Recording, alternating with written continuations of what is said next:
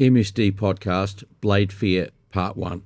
Because MSD and MIL-CQC terms and terminology in regard to objective achievement are often same titles and terms, they are repeated throughout the two Blade Fear podcasts and reiterated to ensure listeners understand the importance of primary practices by title and by purpose. The fearing of a blade of any type in an edge weapon threat situation is understandable, normal, and a healthy disposition. However, being overcome by fear to the point of not being able to take actions to prevent, or as a last, no other resort option, combat or counter a knife threat amounts to helplessness, and as such, an inability to neutralise such a life-threatening threat against you that could be fatal. Overcoming fears of sharp-edged weapons requires upskilling in both mental toughness, specific to non-ballistic weapons threats, and in this case, edge weapon threats, and the best of battle-proven primary methods of disarming, disabling, and disposing of the threat that is referred to as the 3Ds in CQC and will be referred to as the 3Ds in this podcast. It is understandable for those untrained in dealing with edge weapon threats in regards to threat neutralization capabilities, both in regard to mental toughness and skills capabilities requirements, not being capable to put an end to such hostilities in the face of a sharp edge weapon threat. When it comes to anyone trained in edge weapon threats neutralization, it requires practical smarts and self-honesty as to whether they believe their techniques provide the capabilities and they have the confidence in their techniques to effectively and as safely as humanly possible neutralize such a life-threatening threat or assault against them. No unarmed disarming option is 100% guaranteed in an unarmed edge weapon threat neutralization. However, methods that increase risk and danger, that are tactically flawed or are downright suicidal, have no place in our tradecraft training. Tactics and skills must be the most current, proven primary practices for battlefield and for urban actions on edge weapons assaults threat neutralization. One needs to remember that history didn't always get things right, and times change, and so do weapons threats, and as such, what was considered effective for a different culture and time may be far from a primary proven practice in current times. There are some actions that increase risks and dangers, like stationary defending against edge weapons and bare arm blocking techniques against the arm of an edge weapon holding enemy. Extending extremities at sharp edge weapons not only exposes the extremity to wounding, but leaves bodily quadrants open and exposed to wounding, including direct access to internal organs, arteries, and life support systems. Our European military self-defense and military CQC primary battle-proven skills being developed for kill or die battlefield actions on are very different from traditional arts-based techniques, and you only have to listen to our primary MIL close combat modus operandi for battlefield dagger disarming that includes the following. 1. If the enemy is armed with a dagger, shoot them. 2. If you do not have a primary or backup weapon, use an issue or improvised longer weapon to threat neutralize. 3. In unarmed dagger disarming, where escape and evasion is not possible, employ evasive 3Ds, disarming, disabling, and disposing of the enemy.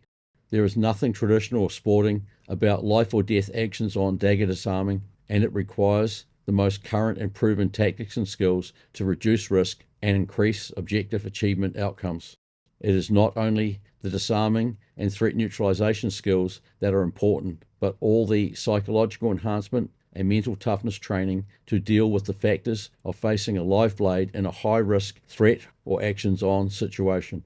If an individual under edge weapon threat is not mentally tough enough in the face of a razor-sharp blade threat or actions-on assault that is life-threatening and requires training in not only battle-proven disarming threat neutralization, but also combining of specific mental toughness enhancement practices, they are in grave danger.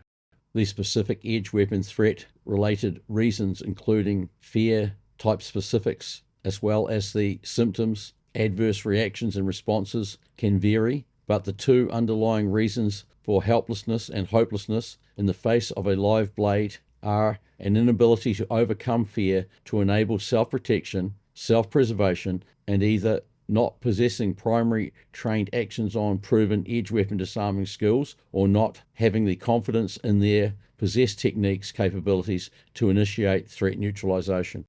It comes down to self-honesty as to one's capabilities, as in skills and mental toughness under edge weapon threats, to be able to do what must be done to maximize threat neutralization, maintaining your highest levels of related tradecraft safety practices specific to edge weapon threats neutralization. Primitive fight, flight, or freeze reactions increase the likelihood of being wounded or killed.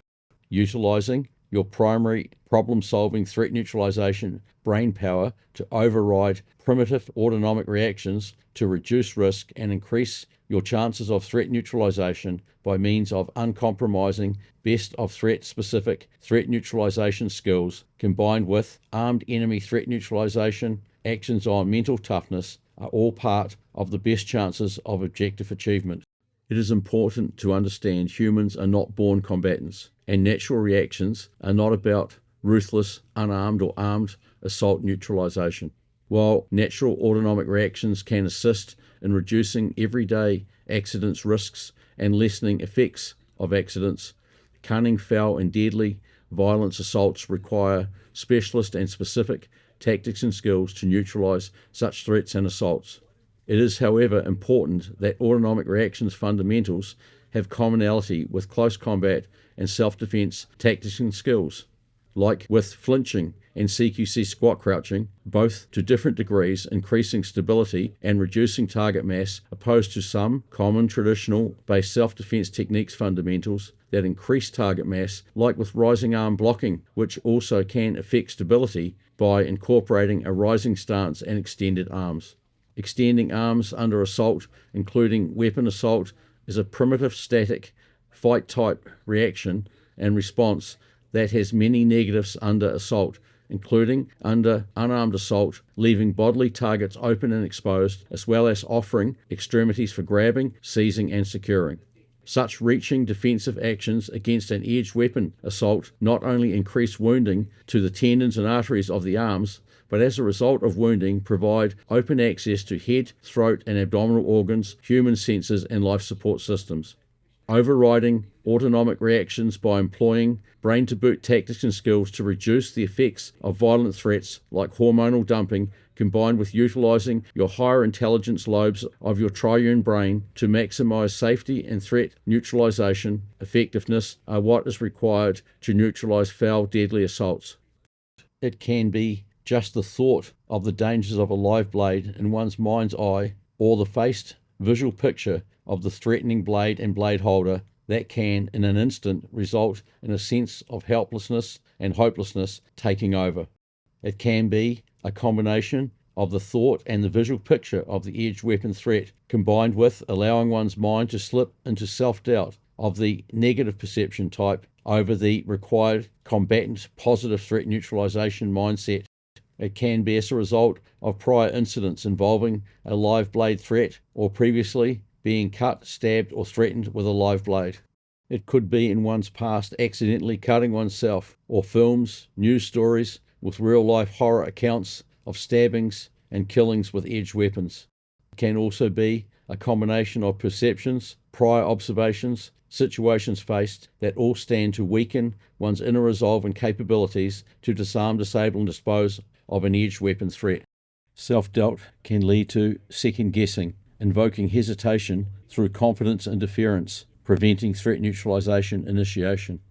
The 3 Ds, disarm, disable, dispose of the edged weapon threat, as in the best of battle-proven threat-specific skills, combined with an uncompromising mentality, tough combatant mindset that knows the dangers of edged weapons assaults but will never let fear take over capabilities to threat neutralize, is a must. The effects of edged weapon threats and assaults that can interfere or prevent being able to threat neutralize range from overwhelming fear reactions of blind panic, as in with bare hands fighting or defending against a sharp-edged blade, to tremors under threat, a deep sense of helplessness and hopelessness, being frozen in place, and or a deep gut or mind feeling that you are going to be wounded or killed, along with other adverse reactions such as static tunnel vision of the weapon, audio exclusion, or blind lashing out at sharp-edged steel weapons with empty hands and bare forearms, exposing flesh, arteries, and tendons to unnecessary wounding. Helplessness and hopelessness can also cause turning one's back on the weapon, falling to the ground in a fetal position, or statically upright, curling up, and closing one's eyes under edge weapon assault. While the practical edge weapon actions-on threat neutralization trained combatant understands in any edge weapon assault you can be wounded or killed, they do everything in their power by the best of battle-proven means and methods to reduce risk and maximize the chances of effective threat neutralization. This requires a two-part pact in primary battle-proven skills and an uncompromising, never give in or give up, edge weapon threat-specific, close-quarters actions-on, mental toughness mindset, including psychological conditioning to overcome one's fears and do what must be done. Battle-proven primary practices, edge weapon disarming skills must include full strategies to deal with all aspects of edge weapons actions-on, including wounding. One could just give up because of a tissue or muscle wound, or as long as you can respire and have blood to circulate, if you know and understand wounding realities and how to get on with threat neutralization, you increase your chances of threat neutralization. When the combatant required actions on mindset, some pain or injury, if not fatal or incapacitating, will drive them to do everything in their power and capabilities to defeat their enemy. There are always other options, even under wounding, utilizing other extremities and methods of evasion and escape, expedient actions and hard cover guarding outer body line protection capabilities to protect internal organs, arteries and tendons, combined with threat neutralization, counter-engagement skills in regard to the combatant's available capabilities. You have to have the intestinal fortitude to never give in and never give up and always keep going under edge weapon actions on assault while there is a breath or drop of blood left in you. We get to train many that have come to the realization after many years of training in different self-defense styles that they do not have the confidence in the techniques they have been taught to disarm knives and do not have the confidence in themselves to be able to overcome the fears that a live blade and an unpredictable violent assaulter presents. So it's not just the untrained that seek out our armed assaulter mill disarming skills training. Highly trained, qualified, skilled mill CQC instructors can provide not only the most current primary 3Ds, edge weapon threat neutralization, tactics and skills, including dagger threat, psychological conditioning, and mental toughness enhancement required for actions on 3Ds employments, threats neutralization, but they can also provide full strategies and contingencies specific to dagger threats neutralization. This includes how to reduce the effects of blade fears, including hormonal dumping. Highly trained and qualified instructors have completed senior and master instructor training, testing, and are fully qualified in MSD and CQC and can provide not only the tactics and skills, but also strategies and contingency options training. There are also those that train in self-defense styles, utilizing techniques that they must know would be high risk and would fail if the weapon was real and the attack type and incoming lines were unknown, unpredictable, unorthodox, and ruthless. Training in only facing safe, completely blunt edge weapon training drones and the specific attacks being predetermined and more about attacker victim cooperation is not best preparing understudies for battlefield or street edge weapon violence. Such methods could well put users under a real-life deadly edge weapon assault at increased risks of being wounded or killed. Everyone needs to remember the difference between a safe training drone and a real live blade, and it is the real live blade that adversely affects individuals not best prepared for edge weapon threats and actions on edge weapon assaults. Knowing what the attack type is going to be and having set roles, both aggressor and target subject, including speed, momentum, and intensity levels, as well as cooperation choreography to ensure the target objective is achieved, or should I say appears to be achieved, does nothing in preparing for real-life, live, edge weapon threat neutralization. The fact of the matter is you need to know the threat under enemy party training is real and realistic to be able to gauge if, in fact, you can effectively 3Ds threat neutralize. From training, contact wounding with safety training drones, this can be achieved. The contact wounding is important to enable skills corrections to increase safety and threat neutralization. Manipulated edge weapon assaults, or wishing it to work, or making it work when it would not, only provides false confidence and increases risks in a real-life actions on.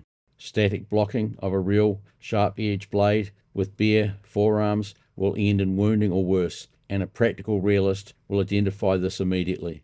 Blocking a blade holding forearm that has not been disarmed of the weapon, or the weapon hand and wrist has not been seized and secured, leaves the knife holding hand and arm open for ongoing stabbing and cutting actions. As professional training providers to military, law enforcement, close protection and responsible civilians, we have a duty of care to instruct the most proven, most effective, safest options of threat neutralization, and in this case, live blade weapon threat neutralization. Likewise, we have a duty of care to point out dangers and risks of techniques that could get the user wounded or killed when there are safer, more effective, better options to achieve the objective of threat neutralization. Unsecured weapon holding hand, wrist and forearm blocking skills are high risk and dangerous, as the blocking arm in contact with the weapon holding arm can utilize the blocking arm to index and slide down the blocking arm, cutting the blocking arm or blocking arms, causing tendon and artery injuries that can incapacitate, and the weapon travel can continue or be redirected at life support, major vitals and internal organs with fatal outcomes. To effectively achieve edge weapon disarming, confidence and competency requires slow as fast initial training in parts, then in full, increasing the momentum, speed and intensity commensurate with the exponent's disarming, confidence and capabilities.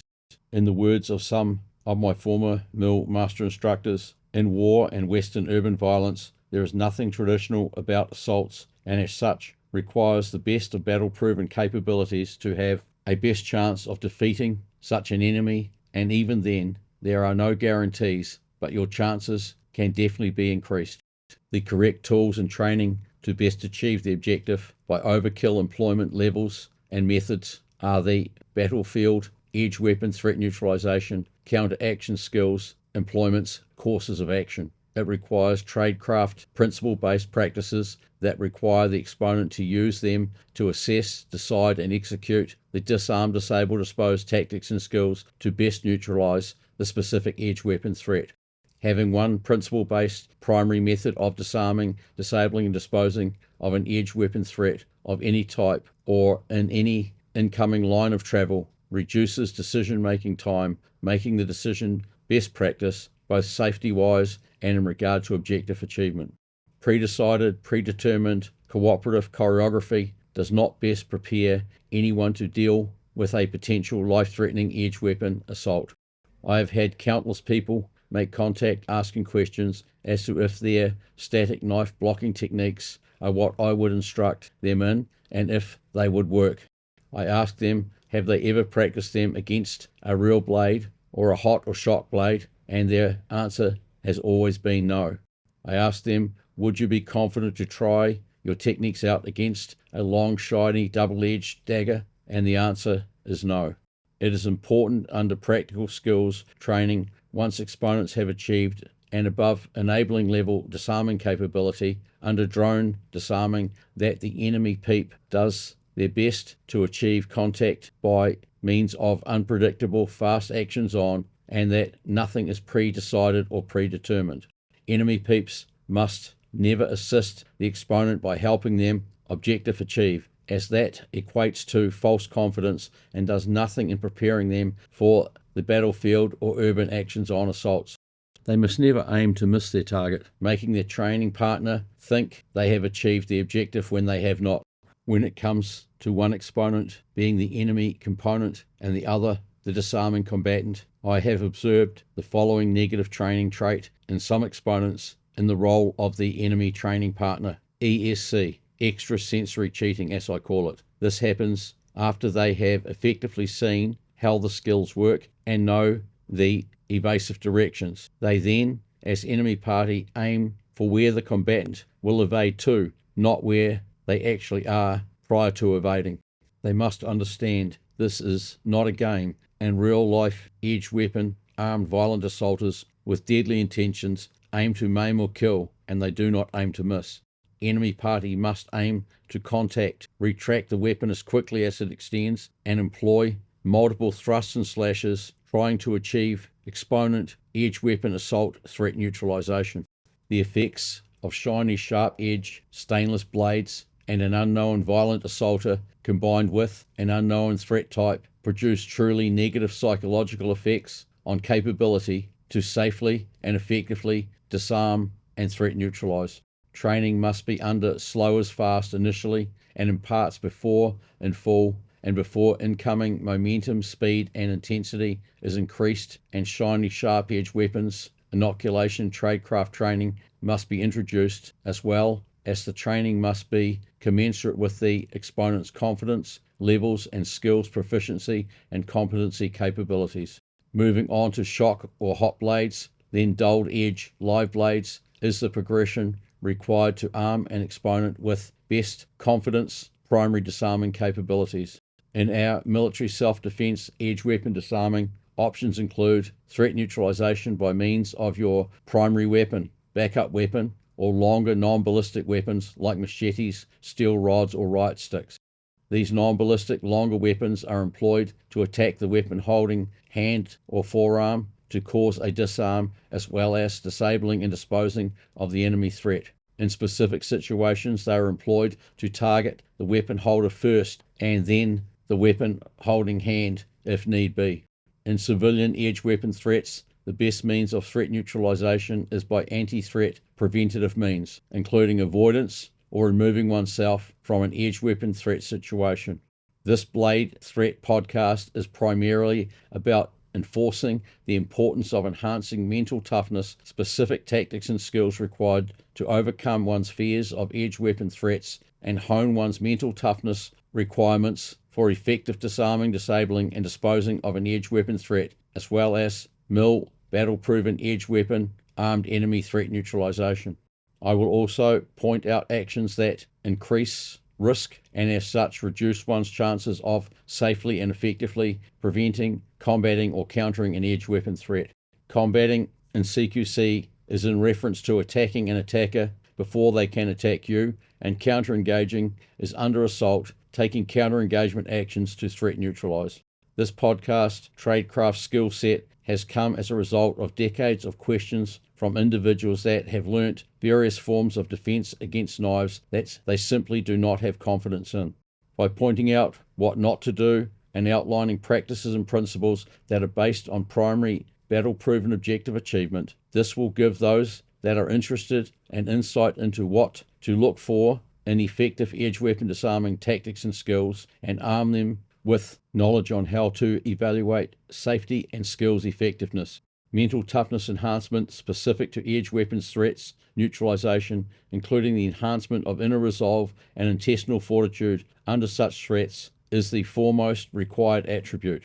The Brain to Boot military close combat and military self-defense mental toughness enhancement and psychological conditioning package and manual I developed provides tactics and skills to overcome stresses and the individual's fears of not only unarmed violence threats, but the practices can equally be used when facing blades both under threat and in an edge weapon assault. The practices, principles, tactics and skills from the Brain to Boot unarmed threat neutralization training program share commonality with edge weapon threat neutralization by minor changes to deal with the actual threat being the edge weapon over an unarmed enemy combatant. From the first identification of any edge weapon threat by turning on CQC low intensity cycled respiration, along with turning on your senses of sight, other senses will be heightened, keeping you alert and aware. scanning of the environment for risks, dangers, and anything useful for threat neutralization, including objects suitable to be used as improvised weapons, is important. Combine these proactive preparatory undertakings with employing risk reduction skills to make and keep oneself as safe and as hard targeted as possible under an edge weapon threat are initial and important undertakings. Extracting oneself from the immediate area of an edge weapon armed aggressor threat by discreet evacuation as a primary anti-edge weapon armed aggressor means of threat prevention by avoidance is a best practice. Putting maximum distance between oneself and the edge weapon threat under blade threats is important if at all possible, as all edge weapons are loaded and dangerous.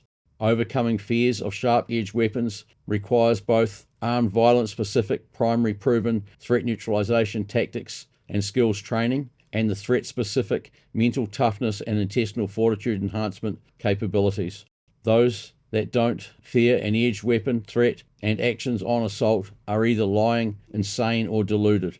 Learning how to best manage fear under edge weapon threats and in actions on is most important, as strength of mind and skills capabilities and competency, self-confidence are what powers effective edge weapon threat neutralization. You never want to forget the risks and dangers of knife attacks and never take a knife threat for granted. Having a respect for edge weapons, but also being committed to doing what must be done to neutralize such threats is what is required. The difference between the coward and the hero is one has the mental toughness to overcome the threat fears and the other one does not. I'll reiterate, anti-sharp edge blades, preventative tactics and actions are the best means of threat neutralization if possible.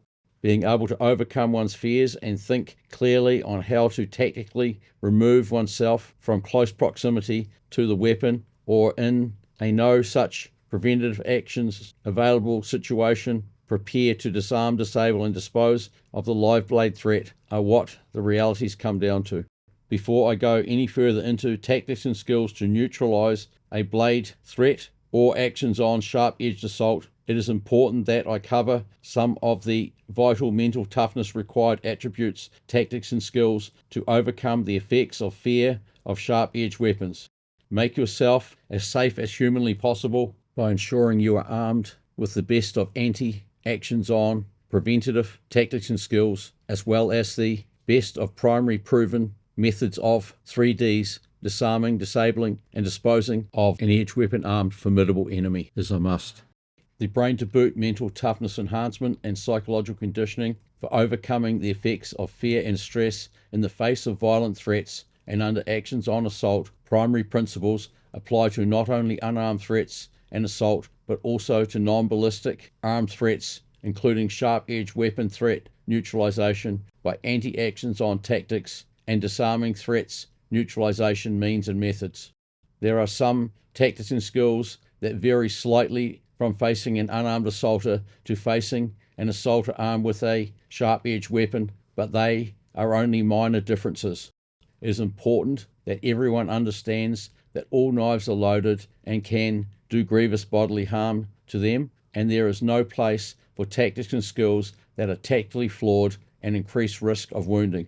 Preventing or extracting oneself from close proximity to someone that is presenting a sharp-edged weapon threat could be the difference between life and death. A knife is a deadly weapon that can take out even a highly skilled fighter by penetrating a life support vital organ or severing arteries in seconds and cause death in several minutes.